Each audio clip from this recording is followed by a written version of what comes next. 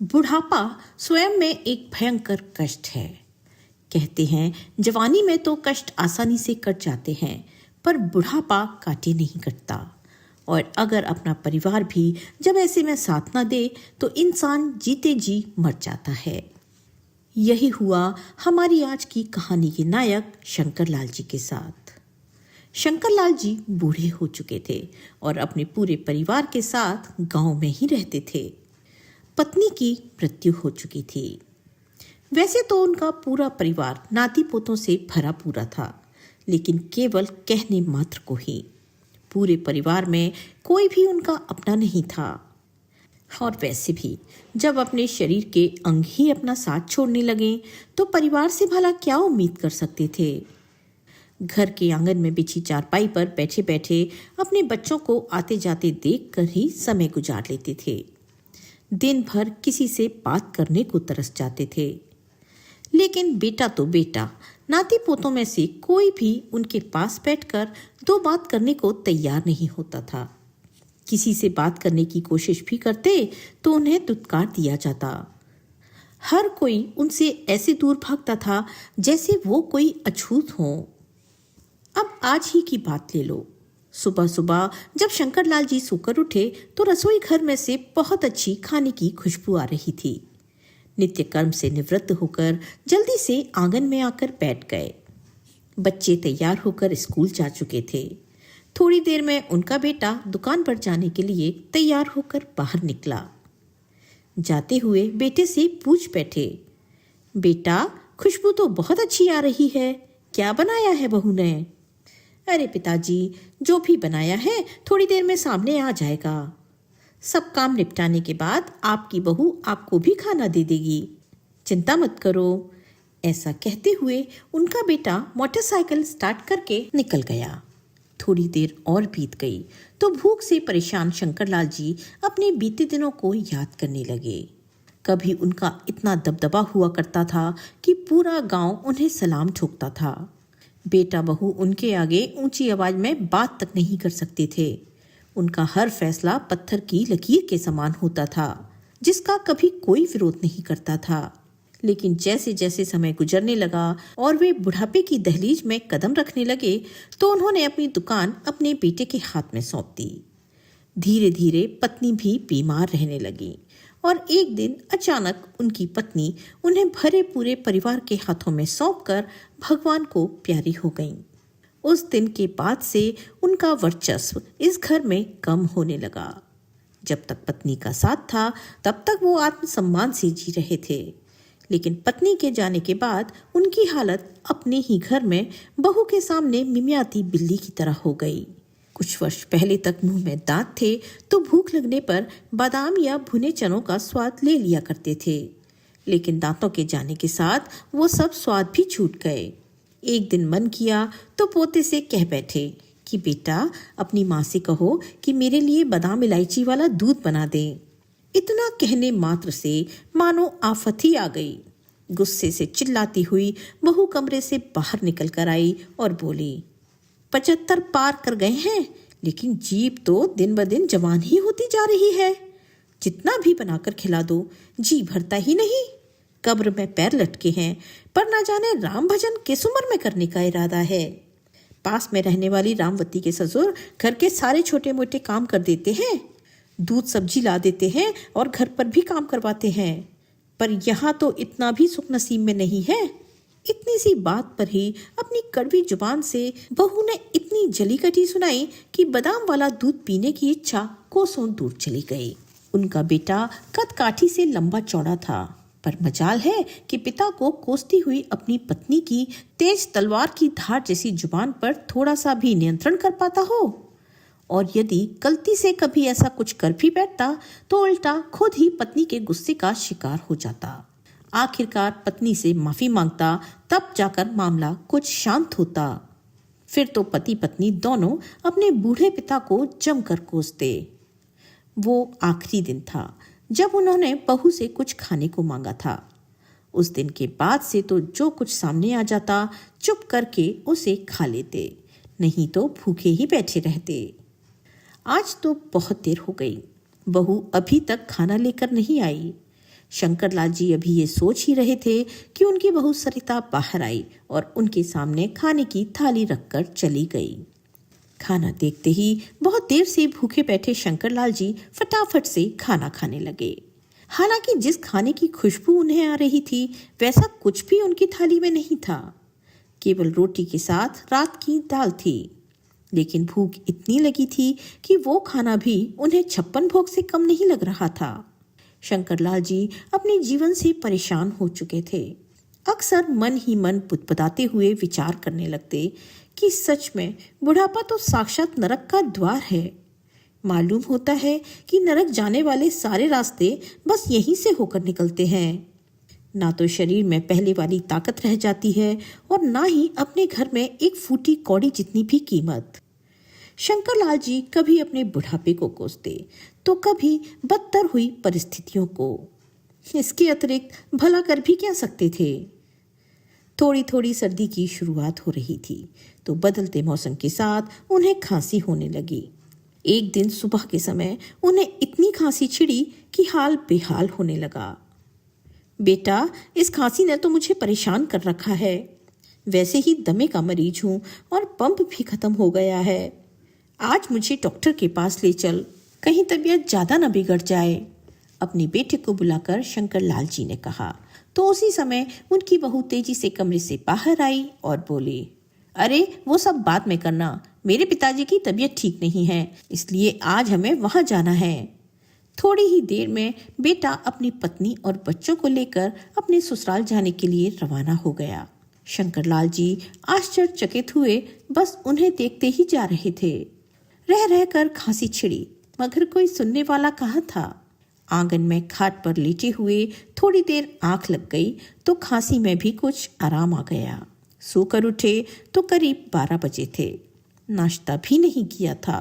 बहू ने नाश्ता बनाकर रखा होगा, उठकर ले लेता हूँ।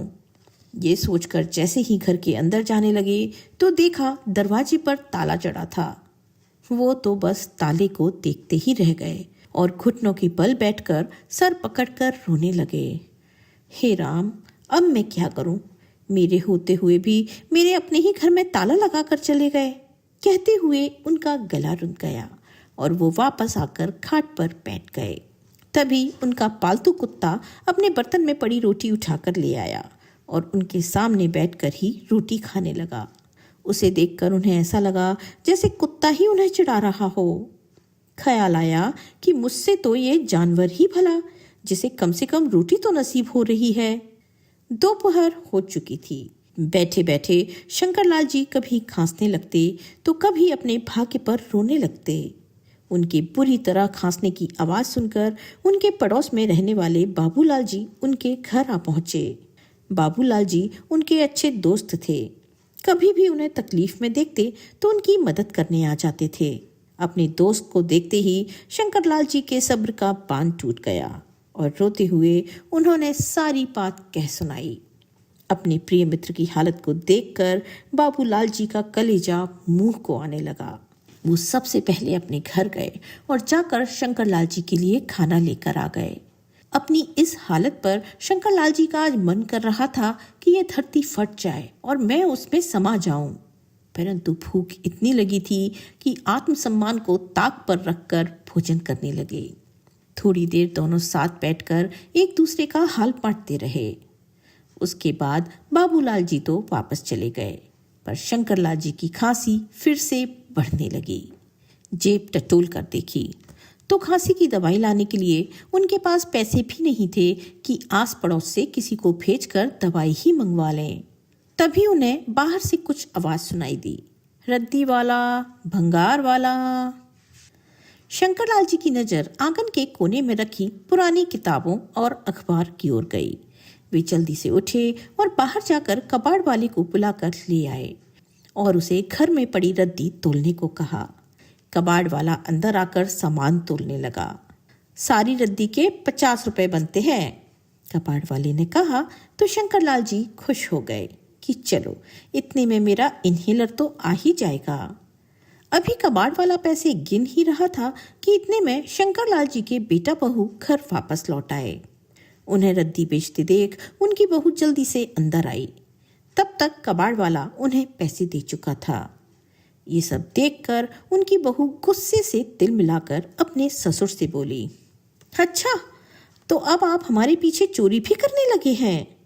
ऐसा कहते ही उसने अपने ससुर के हाथ से सारे पैसे खींच लिए। फिर शंकरलाल जी बोले, बहू, ऐसी बात नहीं है, मेरी तबीयत बहुत ज़्यादा खराब थी। एक तो सुबह से कुछ खाया नहीं था और ऊपर से मेरे पास खांसी की दवाई भी नहीं थी। खाना तो मुझे पड़ोस वाले बाबूलाल जी आकर दे गए थे, लेकिन दवाई खरीदने के लिए मेरे पास पैसे नहीं थे। इसलिए सोचा कि रद्दी बेचकर कुछ पैसे मिल जाएंगे और अपनी दवाई मंगवा लूंगा। कहते हुए शंकरलाल जी की आवाज़ रुआसी हो गई। लेकिन ना तो बेटे को और ना ही बहू को उन पर तरस आया।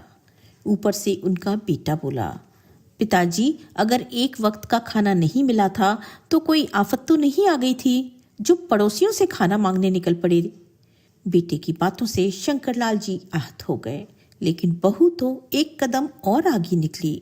कबाड़ वाला जैसे ही पीछे मुड़ा और सारी रद्दी को उठाकर ले जाने लगा, तभी बहू कबाड़ वाले से बोली, अरे भैया, रद्दी के अलावा भंगार भी खरीदते हो क्या? जाते जाते कबाड़ वाला रुक गया और पीछे मुड़कर बोला, हाँ मैडम जी, भंगार भी ले लेता हूँ। हमारा तो काम ही यही है, दिखाओ कितना भंगार है। तभी उनकी बहू ने शंकरलाल जी की ओर इशारा करते हुए कहा, हमारे घर से ये भंगार ले जाओ, आपकी बड़ी मेहरबानी होगी। इतना सुनते ही शंकरलाल जी का सीना कांप उठा और उधर कबाड़ वाले के आश्चर्य का तो ठिकाना ही नहीं था। इतनी बात सुनते ही कबाड़ वाले के हाथ से रद्दी एकाएक छूट गई।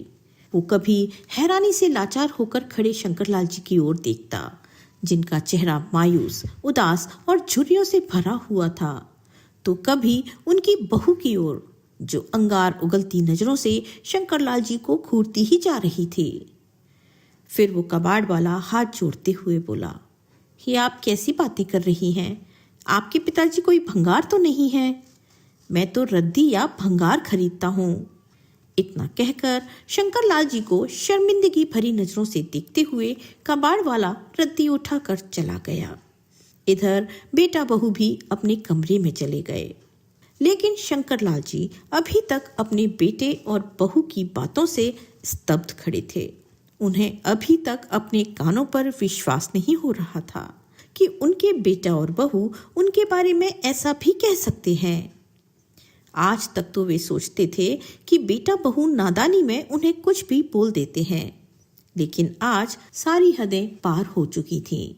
उस समय उन्होंने कुछ ना कहना ही उचित समझा, लेकिन मन में बहुत बड़ा तूफान चल रहा था। रात हो चुकी थी, खाने की थाली उनके सामने पड़ी थी, लेकिन भूख अब उनसे कोसों दूर थी। रह रहकर भंगार शब्द ही उनके कानों में गूंजता जा रहा था। अपने खाने की थाली को उठाकर उन्होंने चारपाई के नीचे सरका दिया और थोड़ी देर में ही उनका पालतू कुत्ता आकर उसमें से रोटी उठाकर ले गया। कमाल है, मेरे बेटा बहू एक कुत्ते को तो पाल सकते हैं, लेकिन अपने बूढ़े पिता को नहीं। शंकरलाल जी सोचने लगे और फिर ना जाने अचानक उनके दिमाग में क्या आया कि उन्होंने अपना कुछ जरूरी सामान एक पोटली में डाला और आंगन में बैठे बैठे ही रात बीतने का इंतजार करने लगे। सुबह होने से पहले वे अंधेरे में चुपचाप घर से बाहर निकल गए। इस घर में अपमान के कड़वे घूंट पीकर 2 वक्त की रोटी को भी तरस जाने से बेहतर है कि मैं वृद्धाश्रम चला जाऊं। सोचते सोचते उनके कदमों की गति तेज हो गई। जैसे ही गांव से बाहर पहुंचे तो असमंजस में पड़ गए कि कहाँ जाएं। थोड़ी देर पास में ही पड़े एक पत्थर पर बैठ गए। तभी पास से गुजरते हुए एक व्यक्ति से पूछने लगे, भाई, आसपास कोई वृद्धाश्रम है क्या? अगर हो तो इस बूढ़े को वृद्धाश्रम में छोड़ दो, तुम्हारा बहुत भला होगा। कहते हुए उनका गला भर आया।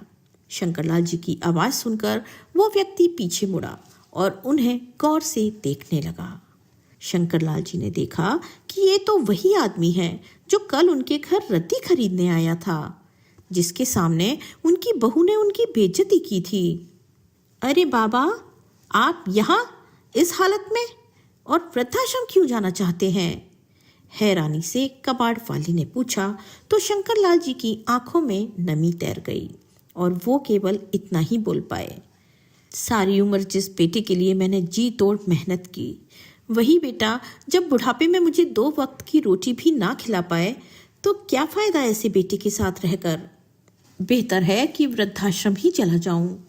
इतना कहते हुए शंकरलाल जी फूट फूट कर रो पड़े। शंकरलाल जी की ऐसी हालत देखकर कबाड़ वाले की आंखों में भी आंसू आ गए। चलो मैं आपको ले चलता हूँ, उदासी भरे स्वर में वो कबाड़ वाला बोला और उन्हें अपनी साइकिल रिक्शा के पीछे बिठा कर ले गया। रास्ते में भी वे लगातार खांसते रहे। जैसे ही वृद्धाश्रम के बाहर पहुंचे और कबाड़ वाला उन्हें छोड़कर जाने लगा, तभी ना जाने उसके मन में क्या आया कि वो वापस उनके पास आ गया और बोला, बाबा एक बात कहना चाहता हूँ। मैंने जब से होश संभाला है खुद को अनाथ ही पाया है। मेरे माँ बाप मुझे बचपन में ही छोड़कर चले गए थे। मुझे उनकी सेवा का मौका ही नहीं मिला। मैं पूरी उम्र अपने माता पिता के प्यार और आशीर्वाद के लिए तरसता रहा। अगर आप मेरे साथ रहना चाहें तो मुझे बहुत खुशी होगी। आपको भी घर परिवार मिल जाएगा और मुझे भी पिता का साया मिल जाएगा।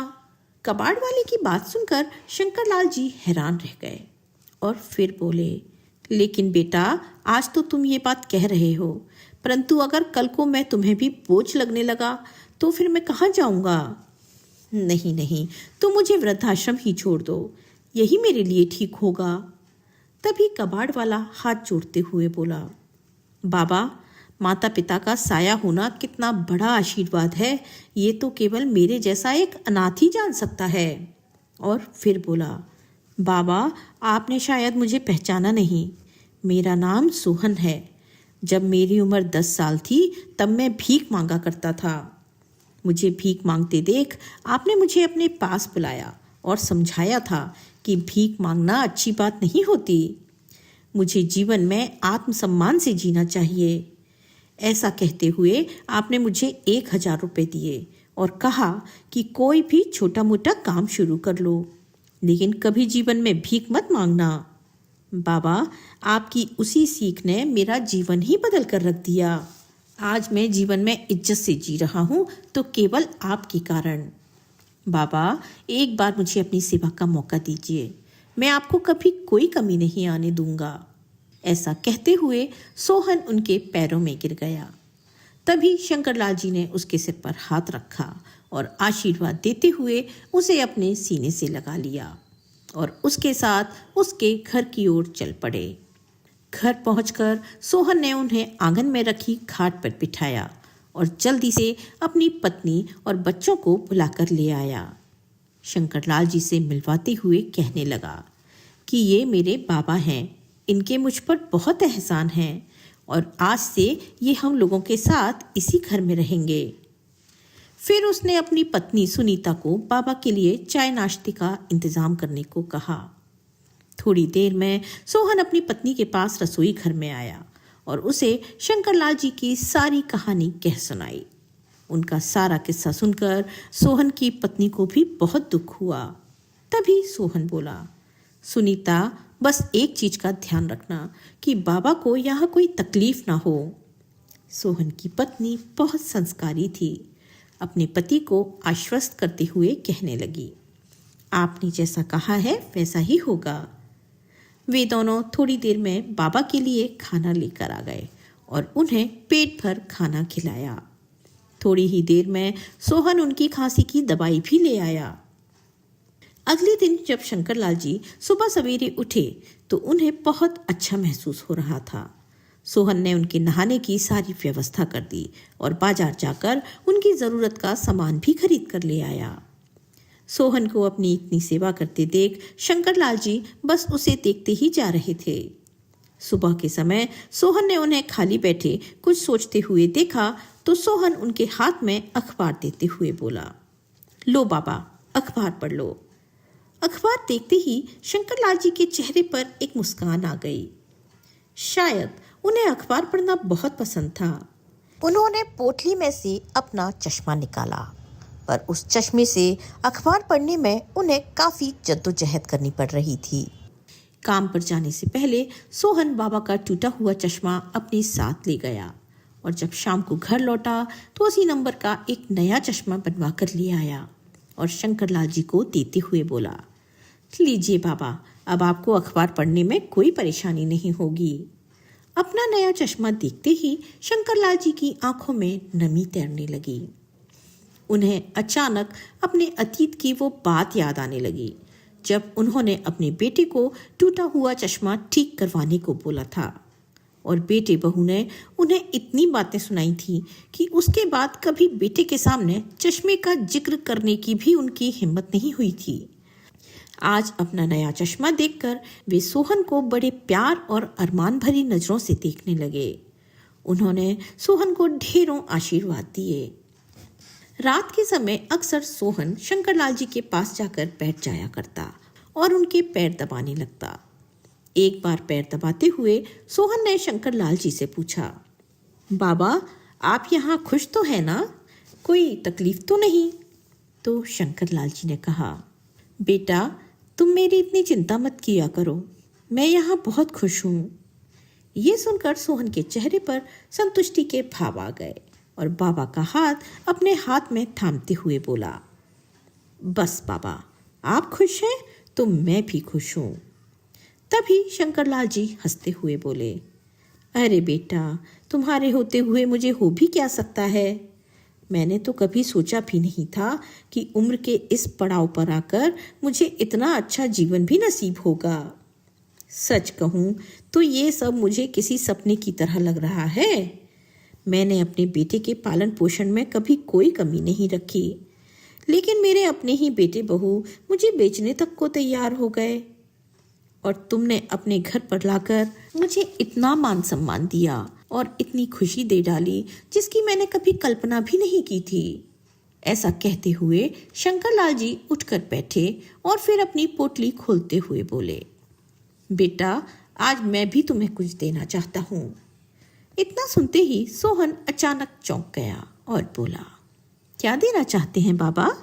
तो शंकरलाल जी ने पोटली में से कुछ कागजात निकाले और सोहन के हाथ में देते हुए कहा, अब से ये सब तुम्हारा है। तो सोहन हैरानी से बोला, ये क्या है बाबा, और ये आप मुझे क्यों दे रहे हैं? तो शंकरलाल जी बोले, बेटा, ये मेरी जमीन और घर के कागज हैं। अब मैं ये सब तुम्हारे नाम पर करना चाहता हूँ। इतनी बात सुनते ही सोहन ने वो कागज शंकरलाल जी के हाथ में वापस दे दिए और बोला, नहीं नहीं बाबा, मैं ये सब नहीं ले सकता। पहले ही आपकी मुझ पर बहुत एहसान है। आप ना होते तो मैं शायद आज भी भीख मांग रहा होता। फिर शंकरलाल जी बोले, बेटा, अपने बेटे के साथ रहकर तो मैं पल पल बड़ी मुश्किल से काट रहा था।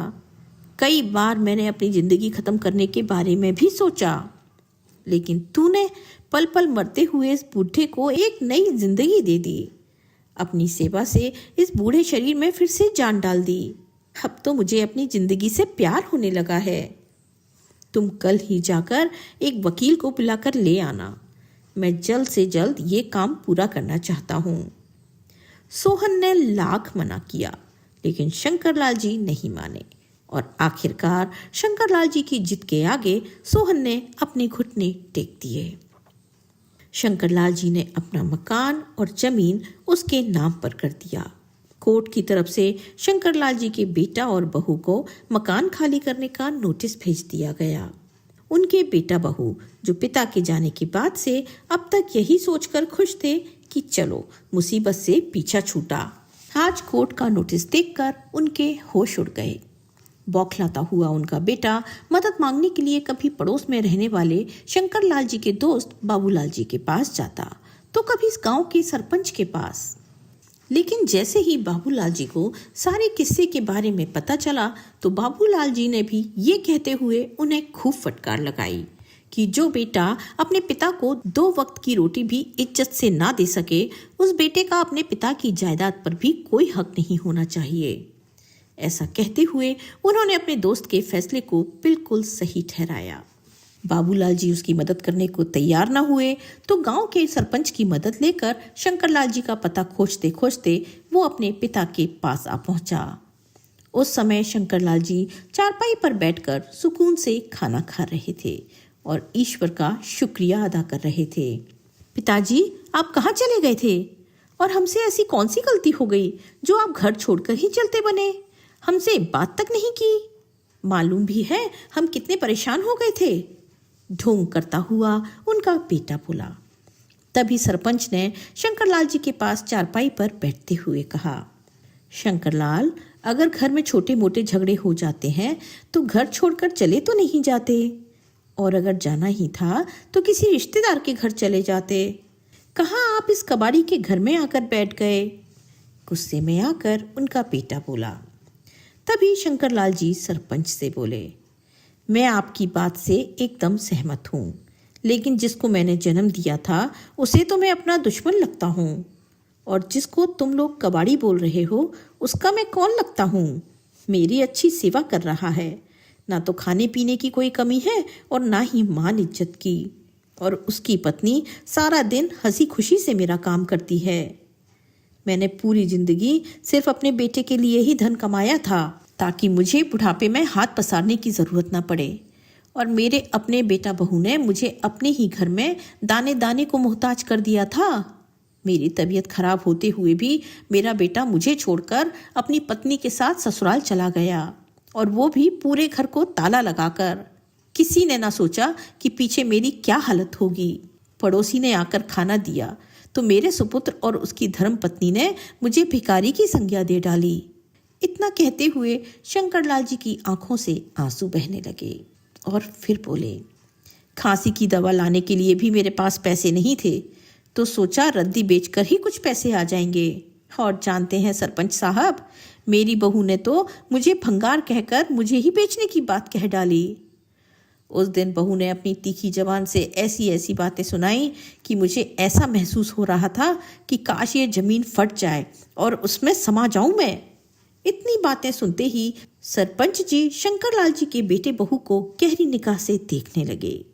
तभी उनके बेटा और बहू पिता के पैरों में गिर गए और कहने लगे, पिताजी, हमें माफ़ कर दो, हमसे बहुत बड़ी गलती हो गई। आगे से हम आपका पूरा ख्याल रखेंगे, किसी चीज़ की कमी नहीं होने देंगे। बस अब आप अपने बेटा बहू के साथ घर चलो। कौन बेटा और कैसी बहू? अब तुम मेरे बेटे नहीं हो। अगर तुम मेरे बेटे होते तो उम्र के इस पड़ाव पर मैं अपना घर छोड़कर बाहर निकलने पर मजबूर ना होता, किसी और के घर पर ना पड़ा होता, किसी दूसरे से अपनी सेवा ना करवा रहा होता। नहीं पिताजी, ऐसी बात नहीं है। हमें अपनी गलती का एहसास हो गया है। जरा हमारे बारे में भी तो सोचिए। आपने तो सारी जमीन, यहाँ तक कि हमारा घर भी हमसे छीन लिया। हम कहाँ जाएंगे? रोते हुए बेटे ने कहा तो शंकरलाल जी बोले, चाहे लाख आंसू बहा लो, लेकिन अब मैं तुम्हारे साथ नहीं जाने वाला। शुक्र मनाओ कि मैंने अपनी दुकान तुम्हारे नाम पर की है, वरना तुम जैसे बेटे को तो एक फूटी कौड़ी तक नहीं मिलनी चाहिए। अरे, मेरा तो अपना खून ही पराया हो गया और पराये ने मुझे सहारा दिया। इतनी सेवा की जिसकी मैंने कभी कल्पना भी नहीं की थी। बेटा, अब तो तुम्हारे साथ वापस जाने का सवाल ही पैदा नहीं होता। तभी उनकी बहू गुस्से से बोली, पिताजी, जिन्हें आप अपना मानकर यहाँ बैठे हैं ना, वो आपसे नहीं आपकी जमीन जायदाद से प्यार करते हैं। देख लीजिएगा, एक दिन आपको पछताना पड़ेगा। उसी समय सोहन, जो सारी बातें दूर खड़ा सुन रहा था, उनके पास आया और बोला, बाबा, आपकी जमीन जायदाद में से मुझे एक फूटी कौड़ी भी नहीं चाहिए। ऐसी जमीन मेरे किसी काम की नहीं। मैं भले ही कबाड़ का काम करता हूँ, लेकिन फिर भी मेरे पास इस घर में किसी चीज़ की कमी नहीं है। कमी थी तो सिर्फ बुजुर्गों के आशीर्वाद की, और आपके आने से वो कमी भी दूर हो गई है। ऐसा कहते हुए सोहन की आंखें नम हो गईं। इतनी बात सुनते ही सरपंच जी उठ खड़े हुए और बोले, शंकरलाल, जो फैसला तुमने लिया है वो बिल्कुल सही है। अगर बेटों के होते हुए माँ बाप को ये दिन देखना पड़े तो फिर क्या फ़ायदा ऐसे बेटों के होने का। मुझे यकीन है कि तुम यहाँ बहुत अच्छे से रहोगे। ऐसा कहकर सरपंच जी भी वहाँ से चले गए और बेटा बहू भी मुंह लटका कर वापस लौट आए। कानूनी कार्यवाही करते हुए उन्होंने अपना मकान और जमीन जायदाद अपने कब्जे में ले ली और बेटा बहू को वो मकान खाली करना पड़ा। अब वो किराए के मकान में रह रहे थे। दुकान का काम भी एकदम ठप हो चुका था। ये शायद इसी बात का संकेत था कि जिस बेटे ने अपने जन्म देने वाले पिता की कदर नहीं जानी, उसे भला भगवान कैसे सुखी रख सकता था। अब वे दोनों अपने किए गए कर्मों के लिए हर पल पछता रहे थे। शंकरलाल जी हंसते मुस्कुराते अपने बेटे सोहन के साथ रहने लगे और सोहन ने अपने वचन के अनुसार उनकी खूब सेवा की। किसी ने क्या खूब कहा है, माँ बाप की तकलीफों को कभी नजरअंदाज मत करना, क्योंकि जब ये बिछड़ जाते हैं तो रेशमी तकियों पर भी नींद नहीं आती। दोस्तों, आपको आज की ये कहानी कैसी लगी, लाइक और कमेंट करके जरूर बताएं और चैनल को सब्सक्राइब करना बिल्कुल ना भूलें। मिलते हैं एक नई कहानी के साथ। तब तक के लिए स्वस्थ रहिए, मस्त रहिए और अपने अपनों का ख्याल रखिए। आपका बहुत बहुत धन्यवाद।